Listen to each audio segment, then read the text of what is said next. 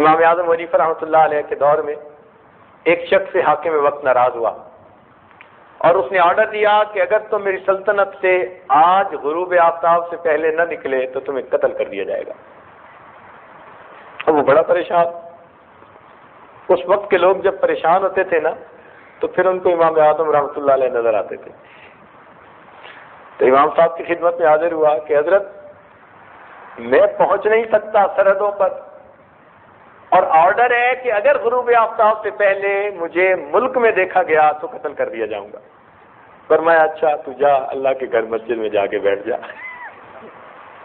اس لیے کہ مسجد میں کسی کی حکومت نہیں ہوتی، وہاں فقط اللہ کی حکومت ہوا کرتی ہے۔ اب جب اس حاکم کو پتہ چلا کہ امام صاحب نے اس کو یہ بتا دیا تو کہنے لگا کہ امام صاحب نے اس کو ایسی بات کہی کہ اب میں بھی اس کو توڑ نہیں سکتا۔ اللہ نے امام صاحب کو ایسی ذہانت دی تھی، سبحان اللہ سبحان اللہ۔ وقت کا بادشاہ چاہتا تھا کہ ان کو چیف جسٹس بنائے اور وہ بنتے نہیں تھے۔ اس لیے نہیں بنتے تھے، وہ کہتے تھے کہ ہم جو یہ تحقیقی کام کر رہے ہیں نا اس میں رکاوٹ ہوگی، یہ جو چیف جسٹس بننے کا کام ہے، قاضی بننے کا کام ہے، یہ تو کوئی بھی کر سکتا ہے۔ ان کے شاگرد چیف جسٹس بننے کے قابل تھے اور بنے بھی صحیح، تو وہ خود جو ہے اس عہدے پہ جانا پسند نہیں فرماتے تھے۔ اچھا، حاکم وقت نے غصے میں آ کر کہا کہ اچھا فلاں فلاں 3-4 بندے جو ہے نا ان کو گرفتار کر کے پیش کرو، میں دیکھتا ہوں یہ کیسے چیف جسٹس نہیں بنتے۔ چیف جسٹس بنانے کے لیے ان کو گرفتار کروایا جاتا تھا۔ اللہ کی شان دیکھو کیسا وقت تھا۔ خیر پولیس نے گرفتار کر لیا۔ اب جب ان کو لے کر چلے تو ان میں ایک تھے امام اعظم ابو حنیفہ رحمۃ اللہ علیہ، ایک تھے سفیان ثوری رحمۃ اللہ علیہ، ایک تھے شعبی رحمۃ اللہ علیہ جن کو صاحب المغازی کہتے ہیں، اور چوتھے ایک اور کوئی فقیہ تھے۔ اب یہ چاروں جا رہے ہیں پولیس والے لے کر، گرمی کا موسم تھا، ایک جگہ ذرا آرام کرنے بیٹھ گئے۔ جب آرام کرنے بیٹھے تو وہ جو چوتھے تھے نا فقیہ، انہوں نے زبان سے کچھ نہیں کہا، بس ایسے کپڑوں کو پکڑ کے اٹھے کہ دیکھنے والوں کو یوں گمان ہوا کہ یہ قضائے حاجت سے فارغ ہونے جا رہے ہیں۔ تو پولیس والے دیکھتے رہے، وہ تو سب کے سامنے فصل میں جو گھسے تو وہ گئے۔ انہوں نے کون سا کوئی کال دیا تھا، بولے تو کچھ نہیں تھے، یہ تو ہیلا تھا کہ انہوں نے، سمجھدار لوگ تھے نا، کہ اٹھے تو اٹھتے ہوئے انہوں نے پوزیشن ایسی اختیار کر لی کہ دوسروں کو محسوس ہوا کہ یہ قضائے حاجت سے، تو وہ پولیس والے ٹھیک ہے جی قضائے حاجت سے فارغ ہوں گے، مگر وہ تو فارغ ہی ہو گئے۔ اب پولیس والے بڑے پریشان، کہنے لگے چلو باقی 3 کو لے کے جاتے ہیں۔ اب جب باقی 3 کو لے کے چلے تو امام اعظم رحمۃ اللہ علیہ نے فرمایا کہ بھئی میں قیافہ لگاؤں کہ کیا بنے گا؟ تو انہوں نے کہا ہاں جی لگائیں۔ فرمانے لگے یہ جو ہے نا امام شعبی رحمۃ اللہ علیہ، یہ بادشاہ کے دربار میں کوئی نہ کوئی ہیلا کر لیں گے اور ان کا ہیلا کامیاب ہو جائے گا۔ اور اپنے بارے میں فرمایا کہ میں وہاں پر ایک ایسی بات کروں گا کہ جس کا بادشاہ کے پاس جواب ہی کوئی نہیں ہونا، اور یہ جو سفیان ثوری ہے نا یہ پھنس جائیں گے۔ چل پڑے۔ جب بادشاہ کے دربار میں گئے تو بھرا دربار تھا۔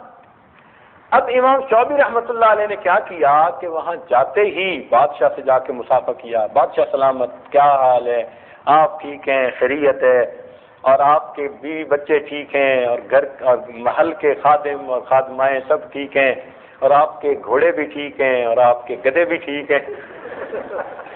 جان بوجھ کے انہوں نے تو جی گھوڑے اور گدھوں کے حال پوچھنے شروع کر دیے۔ اب بادشاہ نے بڑا امبیرس فیل کیا کہ میں چیف جسٹس بنا رہا ہوں اور یہ گدھوں اور گھوڑوں کا حال پوچھ رہے بندہ۔ تو ان کا ہیلا کامیاب رہا، بادشاہ نے کہا ڈسکوالیفائڈ۔ اب باقی رہ گئی بات امام اعظم ابو حنیفہ رحمۃ اللہ علیہ کی۔ اس نے کہا ابو حنیفہ میں آج کے بعد آپ کو چیف جسٹس بناتا ہوں۔ ابو حنیفہ رحمۃ اللہ کھڑے ہوئے، فرمان لگے کہ بادشاہ سلامت میں چیف جسٹس بننے کا اہل نہیں ہوں۔ اس نے کہا نہیں میں جو بنا رہا ہوں۔ اس نے کہا میں بننے کا اہل نہیں ہوں۔ اس نے کہا میں بنا رہا ہوں. کہنے لگے دیکھو بادشاہ سلامت، دو صورتیں ہیں، یا تو میں نے سچ بولا ہے یا میں نے جھوٹ بولا ہے. دو ہی باتیں ہو سکتی ہیں نا، دو پاسبلٹیز ہوتی ہیں. تو اگر تو میں نے جھوٹ بولا ہے تو جھوٹا بندہ چیف جسٹس بننے کے قابل نہیں ہوتا، اور اگر میں نے سچ بولا ہے تو میں تو کہہ رہا ہوں کہ میں چیف جسٹس بننے کے اہل نہیں ہوں. اب آپ بتائیں میں نے کیا بولا ہے. اب اگر بادشاہ کہے کہ آپ نے سچ بولا تو بھی چھوٹتے ہیں، اور کہ آپ نے جھوٹ بولا تو جھوٹا بندہ چیف جسٹس. کہنے لگا ابو حنیفہ بس تم ہمیشہ دوسرے کو ایسا جواب دیتے ہو، چپ کروا دیتے ہو. خیر سفیان ثوری رحمۃ اللہ علیہ کو چیف جسٹس بنا دیا گیا اور وہ بنے رہے. اللہ رب العزت نے امام اعظم کو ایسی ذہانت سمجھ دی تھی، سبحان اللہ، عجیب ان کے واقعات تھے. اور ان کے حاسد بھی بڑے تھے، اتنے حاسد تھے کہ نہ پوچھیے. اس کائنات میں سب سے زیادہ کمال نبی علیہ الصلوۃ والسلام کو عطا ہوا، اور کائنات میں سب سے زیادہ حاسد بھی انہی کے تھے.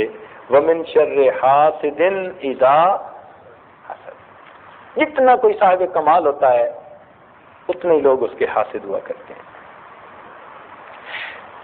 بلکہ ایک مرتبہ تو حاسدین نے ایسا امام اعظم رحمۃ اللہ علیہ کے متعلق پلان بنایا کہ چاہتے تھے ان کی پبلک انسلٹ ہو جائے.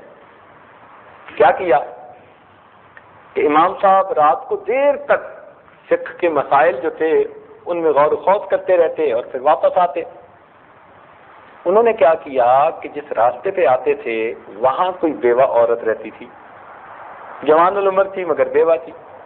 اس کو لالچ دیا کہ ہم تمہیں اتنے اتنے پیسے دیں گے، اور امام صاحب رات کو اس وقت واپس لوٹتے ہیں تو کسی ہیلے بہانے سے ان کو گھر ایک دفعہ بلا لے، باقی ہم انہیں سنبھال لیں گے. اب تنگ دستی، فقر و فاقہ ایسی چیز ہے کہ بندہ کفر تک کو قبول کر لیتا ہے. کاد الفقر ان یکون کفرا. اس کو شیطان نے سجا دیا کہ چلو تو بیوہ ہے اور تجھے پیسے مل جائیں گے اور تیری تنگی ختم ہو جائے گی. چنانچہ ایک رات امام اعظم جب جا رہے تھے تو جیسے ہی اس کے گھر کے قریب سے گزرے نا تو عورت تو پہلے سے تیار تھی. اس نے یکدم دروازہ کھولا اور شور مچایا کہ ابو حنیفہ میرا خامن نہیں، میرے گھر میں میرا کوئی بچہ فوت ہو رہا ہے اور آخری وقت ہے اس کا، خدا کے لیے اس کو کچھ کلمے کی تلقین کر دیجئے. اب اس نے کوئی ایسی بات کہی تو ایسے انداز سے کہی کہ امام صاحب یہ ہم سمجھے بھائی گھر بھرا ہے، لوگ موجود ہیں. تو امام صاحب جیسے ہی دروازے سے اندر گئے تو وہ لوگ تو پہلے گھر میں چھپے ہوئے تھے. انہوں نے تو امام صاحب کو پکڑ لیا اور کہا کہ ابو حنیفہ رات کے وقت میں جوان عورت کے ساتھ تنہائی میں، چلو جی. حاکم وقت کو اطلاع پہنچا دی کہ جی یہ تو بڑے فقیہ بنتے ہیں، اور حالت یہ ہے.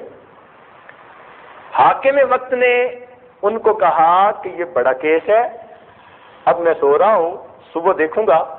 تم ایسے کرو کہ ان کو اور اس عورت کو دونوں کو حوالات میں بند کر دو. اب انہوں نے یہ تو نہیں سوچا تھا کہ عورت بھی گرفتار ہو جائے گی، ان کا تو خیال تھا کہ صرف انہی پر بات بنے گی. اب پولیس والوں نے دونوں کو گرفتار کے حوالات میں بند کر دیا. مخالفین کہنے لگے چلو صبح سے ہی. امام اعظم رحمۃ اللہ وضو کے ساتھ تھے. اب کوٹڑی ہے، اس میں اندھیرا ہے. امام صاحب نے وہیں اپنا رومال بچھایا اور جیسے پہلے اللہ کی عبادت کرتے تھے اللہ کی عبادت شروع کر دی. جب گھنٹہ ڈیڑھ گزرا اس عورت کے دل میں احساس ہوا کہ یہ اتنا تو خوف خدا رکھنے والا بندہ ہے کہ باوضو تھا، اب بھی نفلیں پڑھ رہا ہے. میں عورت زاد ہوں، جوان العمر ہوں، اندھیرا ہے، تنہائی ہے. اگر پہلے اس نے کوئی میرے ساتھ برائی نہیں کی تو اب تو کوئی رکاوٹ نہیں تھی، لیکن میری طرف متوجہ ہونے کے بجائے یہ رب کی عبادت کر رہا ہے تو میں کتنی بری جس نے ایسے بندے پر بہتان لگایا. اب اس کو احساس ندامت ہوا. جب آپ نے سلام پھیرا اس نے ہاتھ جوڑ کے معافی مانگی کہ مجھے معاف کر دیں، مجھ سے بہت بڑی غلطی ہوئی، اور یہ تو ساری بات حقیقت میں یوں تھی. اس نے پوری پلاننگ بتا دی. امام صاحب نے کہا اچھا تو نے اچھا کیا کہ ساری بات بتا دی، اب تجویز تجھے میں دیتا ہوں، عمل تو کر لے۔ اس نے کہا وہ کیا؟ کہنے لگے کہ یہ جو سامنے سپاہی کھڑا ہے نا، بس یہی اکیلا ہمارا نگران ہے اور اس وقت کوئی نہیں ہے، تو اس کو کہو کہ میں عورت زاد ہوں اور گھر سے مجھے پولیس والے اسی وقت پکڑ کے لے آئے ہیں کھڑے پیر، اور مجھے کچھ کام ہے، تم مجھے اپنے ساتھ گھر لے جاؤ اور اپنے ساتھ لے کے آ جاؤ، تم منت سے ماجت کرو گی تو یہ تمہاری بات مان لے گا، مگر کرنا کیا کہ اس کو ساتھ لے کے تم میرے گھر چلی جانا اور میری بیوی کو جا کے صورتحال بتا دینا اور اپنا برقع اس کو دے دینا، واپسی پہ وہ اس کے ساتھ میرے پاس آ جائے۔ اللہ کی شان، اس عورت نے اس سپاہی کی منت سماجت کی کہ بھائی گھر میں کام ہے اور مجھے آپ لے جاؤ اور آپ کے ساتھ جانا ہے اور آپ کے ساتھ آنا ہے۔ وہ کہنے لگا بہت اچھا، چنانچہ وہ ساتھ چلا گیا۔ وہ عورت گھر میں داخل ہوئی اور واپسی پر اس نے امام صاحب کی اہلیہ کو ساری بات بتا دی تھی، وہ برقع لے کے امام صاحب کے پاس آ گئیں۔ اب جب صبح ہوئی تو بادشاہ نے دربار لگایا، اس نے گرفتار کروایا، مخالفین کا ہجوم تھا، چنانچہ مقدمہ پیش ہوا۔ بادشاہ نے کہا کہ ابو حنیفہ تم تو اتنے متقی پرہیزگار اور عالم سمجھے جاتے ہو اور تمہارا عمل اتنا برا ہے کہ تم تنہائی میں غیر محرم کے ساتھ جو ہے وہ پکڑے گئے۔ امام صاحب نے کہا کون سی غیر محرم؟ اس نے کہا یہ جو تمہارے ساتھ کھڑی ہے برقعے میں۔ اس نے کہا یہ تو غیر محرم نہیں ہے۔ تو آپ کے سسر اس وقت ساتھ تھے، آپ نے کہا یہ میرے سسر کھڑے ہیں، ان کو کہو کہ اس کو پہچانے یہ کون ہے۔ سسر آیا، سسر نے دیکھا، وہ کہتا ہے جی یہ تو میری بیٹی ہے اور میں نے خود اس کا نکاح کیا ہے۔ اللہ اکبر، اللہ رب العزت نے اپنی رحمت کے ساتھ امام اعظم ابو حنیفہ رحمۃ اللہ علیہ کو اس مصیبت سے بھی نجات عطا فرمائی اور مخالفین خسر ہنالک المبطلون۔ تو یہاں تک حسد جو ہے انسان کو پہنچا دیتا ہے۔ خیر ان کے واقعات تو اتنے ہیں کہ انسان حیران ہی ہو جائے۔ علماء بیٹھے ہیں تو دو باتیں علماء کے کام کی چھوٹی چھوٹی ہیں، پھر میں آگے چلوں گا اپنے مضمون پر، کہ امام اعظم رحمۃ اللہ بیٹھے ہیں اور 40 حضرات جو ان کی مجلس شورا کے اراکین تھے، وقت کے بڑے بڑے فقہا تھے، اس میں امام محمد رحمۃ اللہ علیہ، قاسم بن معن اور محمد بن حسن ان جیسے ادب اور عربیت کے ماہر، اور امام ابو یوسف رحمۃ اللہ جیسے کثیر الحدیث عالم، امام ظفر رحمۃ اللہ جیسے قیاس اور استحسان کے بادشاہ، اور داؤد طائی رحمۃ اللہ علیہ جیسے تقوی کے پہاڑ، یہ سارے لوگ ان کے پاس شاگرد کی حیثیت سے جمع ہوتے تھے۔ یہ بیٹھے ہوئے ہیں تو اس وقت میں کیا ہوا کہ ایک بوڑھا آیا اور کہتے ہیں کہ ابو حنیفہ واو اور واوین، واو او واوین۔ ابو حنیفہ نے دیکھ کر مسکرائے اور کہنے لگے واوین۔ وہ جاتے کہنے لگا لا ولا۔ اب وہ 40 بندے سوچتے رہے کہ بھئی یہ کہنے والے نے کیا کہا، جواب دینے والے نے کیا جواب دیا، کچھ سمجھ نہ لگے۔ سارا دن سوچتے سوچتے جب عقل عاجز آ گئی تو شام کو پوچھا کہ حضرت آپ گتھی سلجھا دیجیے۔ فرمایا وہ مجھ سے مسئلہ پوچھنے آیا تھا التحیات کا، کہ اس کو ایک واو سے پڑھا جاتا ہے یا دو واو کے ساتھ؟ ہم حنفی دو واو سے پڑھتے ہیں، التحیات للہ والصلوات والطیبات، تو ہم دو واو سے پڑھتے ہیں۔ شافعی حضرات ایک واو سے پڑھتے ہیں۔ تو وہ پوچھ رہا تھا کہ میں دو واو سے پڑھوں یا ایک واو سے؟ تو میں نے کہا واوین دو واو سے پڑھو۔ تو اس کو مسئلے کا جواب مل گیا تو وہ چلا گیا۔ نہیں حضرت وہ جاتے ہوئے لا ولا بھی تو کہہ گیا تھا۔ فرمایا وہ مجھے دعا دے گیا تھا۔ حضرت لا ولا تو کوئی دعا نہیں ہوتی۔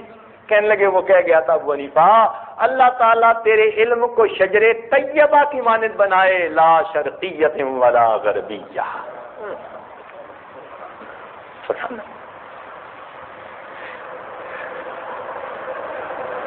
ایک مرتبہ اسی طرح محفل لگی ہوئی تھی، ایک عورت آئی اور اس نے ایک سیب بھجوا دیا امام ابو حنیفہ رحمۃ اللہ کو. آپ نے سیب دیکھا تو سیب کو کاٹ کے 2 ٹکڑے کیے اور اس کو واپس بھیج دیا. اب سارے شاگرد حضرات سوچتے رہے کہ بھئی یہ کیا آج ایک نیا معاملہ. سوچے سوچے کوئی بات سمجھ میں نہ آئی. بالآخر پھر پوچھا کہ حضرت آپ ہی بتائیے کہ یہ کیا سمجھ. مسئلہ پوچھنے آئی تھی، حیا غالب آ گئی، کیونکہ مرد بیٹھے تھے اس لیے اس نے خاموش زبان میں مسئلہ پوچھا. حضرت خاموش زبان میں تو پوچھا، آپ نے خاموش زبان میں جواب کیا دیا؟ کچھ سمجھ نہیں لگی.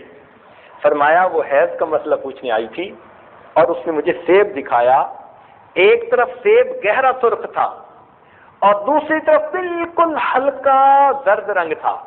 تو اس کے پوچھنے کا مطلب تھا کہ امام صاحب اگر گہرے سرخ کی بجائے بالکل ہلکا زرد سا داغ رہ جائے تو کیا میں غسل کر سکتی ہوں؟ تو میں نے سیب کو کاٹ کر جو اس کی سفیدی تھی وہ دکھائی کہ جب تک بالکل سفید نہ معاملہ ہو تب تک غسل نہیں کر سکتے.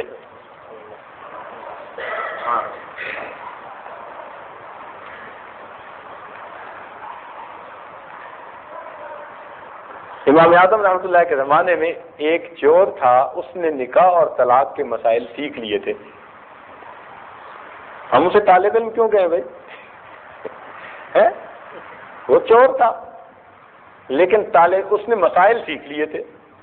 لوگ کہتے ہیں جی آج کل تو نمازی جوتے چرا لیتے ہیں.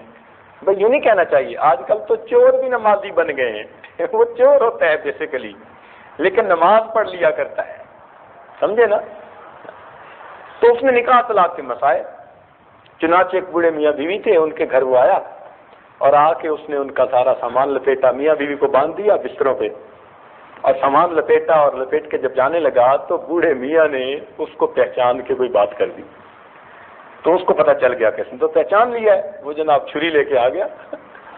تو اس نے کہا اچھا اب تم جو ہے قسم اٹھاؤ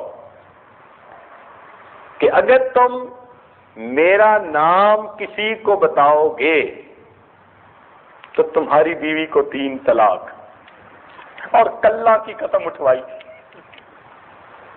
کلہ کی ایک قسم ہوتی ہے کہ اس کے بعد کسی بھی عورت سے نکاح کرے آٹومیٹک طلاق ہو جاتی ہے.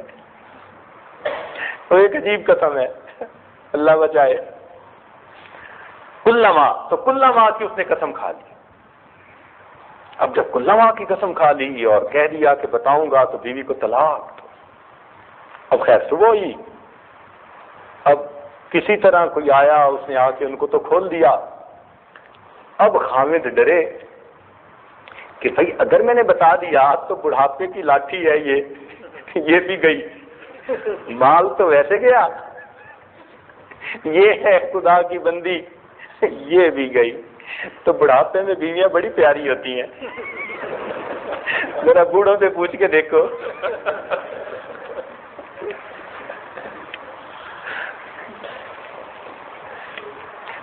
اب اس کا جی چاہے کہ میں کسی کو نہ بتاؤں، لیکن مال چلا گیا، چوری ہو گئی تو پریشانی بھی بڑی.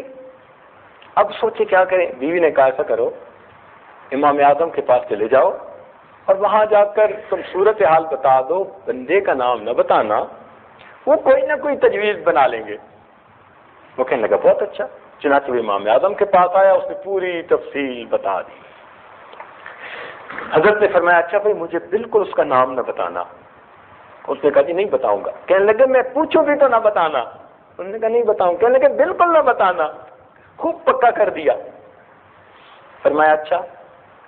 اب حضرت نے کیا کیا کہ یہ قیافہ لگا لیا کہ جب بوڑھے نے اس کو پہچان لیا تو اس کا مطلب ہے وہ اسی بستی کا بندہ ہے، کوئی باہر کا بندہ نہیں ہے. چنانچہ آپ نے کیا کیا کہ جو آپ کو نوجوان نظر آئے نا، آپ نے بستی والے سب کی دعوت کر دی اور سب کی دعوت کر کے ان کے لیے دسترخوان لگوایا اور خود بوڑھے کو لے کر ایک ایسی جگہ کھڑے ہو گئے کہ جہاں سے آنے والوں کو یہ تو دیکھ سکتے تھے، آنے والے ان کو نہیں دیکھ سکتے تھے. اس کو اپنے ساتھ کھڑا کر لیا اور کہا دیکھو بھائی جو آئے گا نا میں پوچھوں گا یہ وہی ہے، اگر وہ نہ ہو تو کہہ دینا یہ نہیں ہے. اس میں تو کوئی رکاوٹ نہیں نا. تو میں پوچھوں گا یہ ہے؟ تو اگر نہ ہو تو کہہ دینا نہیں یہ نہیں ہے، اور اگر وہ ہو تو مجھے مت بتانا.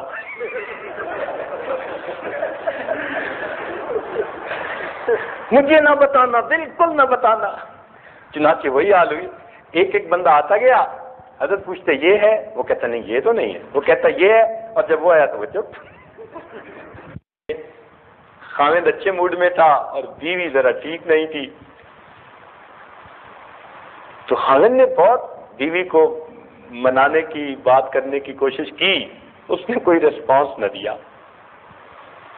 تنگ آ کے نا خاوند نے قسم اٹھا لی کہ اللہ کی قسم جب تک تو مجھ سے نہیں بولے گی میں تجھ سے نہیں بولوں گا. چل، وہ پہلے سے بھری بیٹھی تھی، اس نے بھی قسم اٹھا لی کہ اللہ کی قسم جب تک تو پہلے نہیں بولے گا میں پہلے نہیں بولوں گی. خیر رات گزر گئی، صبح دماغ ٹھنڈا ہوا. اب سوچنے لگے کہ بھائی پتہ نہیں کون کس کو بلائے، اگر بلائیں گے تو طلاق واقع ہو جائے گی، قسم ٹوٹ جائے گی اور حانث بن جائیں گے. حانث اس بندے کو کہتے تھے کہ جس نے قسم اٹھائی پوری نہ کر سکا. حانث بننے کے بعد اس بندے کی ساری عمر گواہی قبول نہیں کی جاتی تھی، یعنی معاشرے کا بے اعتبار بندہ بن جاتا تھا. تو ہر بندہ چاہتا تھا میری قسم نہ ٹوٹے. اب خاوند چاہتے ہیں میری قسم بھی نہ ٹوٹے، بیوی چاہتی ہے میری قسم بھی نہ ٹوٹے. سفیان ثوری رحمۃ اللہ کے پاس گئے، حضرت ہمارے ساتھ تو رات یہ معاملہ بنا. انہوں نے کہا بھائی بات یہ ہے کہ جو قسم اٹھائے گا اس کی تو قسم، جو بدلے گا اس کی تو قسم ٹوٹے گی، موٹی سی بات ہے. خیر واپس آ گئے. وہ خاوند کو خیال آیا کہ میں ابو حنیفہ رحمۃ اللہ علیہ کو تو ذرا جا کے پوچھوں. تو امام صاحب کے پاس آ گیا، اس نے آ کے ساری بات بتائی. امام صاحب نے کہا چل جا، تیری بیوی ہے، جا کے اس سے hello hi how are you اپنی زندگی گزار. وہ تو جی واپس گھر آیا اور اس نے آتے ہی جناب ماشاء اللہ جیسے ہوتے ہیں خاوندوں کے وتیرے. بیوی نے کہا تیری قسم ٹوٹ گئی. اس نے کہا کوئی نہیں ٹوٹی. اس نے کہا تو نے مجھ سے کلام کیا ہے، ٹوٹ گئی؟ اس نے کہا کوئی نہیں ٹوٹی. کہنے لگی چل سفیان ثوری رحمۃ اللہ سے پوچھتے ہیں. کیونکہ علم کا ذوق ہوتا تھا تو بیویاں بھی چاہتی تھیں کہ حرام کے مرتکب نہ ہو ہم. اب سفیان ثوری کے پاس جب گئے تو انہوں نے کہا کہ ہاں قسم ٹوٹ گئی. انہوں نے کہا جی مجھے تو امام صاحب نے فرمایا ہے تو میں نے تو اس لیے یہ سارا کام کیا، کوئی نہیں ٹوٹی. اب سفیان ثوری رحمۃ اللہ علیہ عمر میں چند سال بڑے تھے امام اعظم سے، اور عمر میں بڑے ہونے کے ناطے کہنے لگے کون ہے ابو حنیفہ جو حرام کو حلال کرتا پھر رہا ہے، چلو میں تمہارے ساتھ چلتا ہوں. چنانچہ ساتھ چلے اور آ کر کہنے لگے اے نعمان تو کیوں حرام کو حلال کرتا پھر رہا ہے؟ ان کا کیا مطلب؟ کہنے لگے آپ نے جو یہ کہا کہ جا کے بولو، اب یہ بولا ہے اور اس کی قسم ٹوٹ گئی. امام صاحب نے کہا کوئی نہیں ٹوٹی. کہ ٹوٹ گئی، بولا جو گئی. ان کا حضرت ذرا غور سے سنیں کہ یہ نیریٹ کیا کر رہے ہیں. ان کا کیا کہ حضرت نیریٹ یہ کر رہے ہیں کہ خاوند نے غصے میں قسم اٹھائی جب تک تو مجھ سے پہلے نہیں بولے گی میں تجھ سے نہیں بولوں گا. اور اس بات کو سن کر بیوی بھی غصے میں تھی، اس نے بھی قسم اٹھا دی. اب اگرچہ وہ قسم اٹھا رہی ہے مگر خاوند سے بول تو رہی ہے بول تو رہی ہے نا. تو جب وہ بول رہی ہے تو خاوند کی بات ہو گئی پوری. اب باقی رہ گئی بیوی کی بات. تو میں نے خاوند کو کہا کہ تو جا کے ہیلو ہائے کر لے، اس کی بھی بات پوری ہو جائے گی، میاں بیوی کی زندگی گزارنا. تو اللہ رب العزت نے ان حضرات کو اتنی سمجھ دی تھی، اتنی سمجھ دی تھی، سبحان اللہ. بات سنتے تھے اس کی تہ میں اتر جاتے تھے. ذالک فضل اللہ یؤتیہ من یشاء.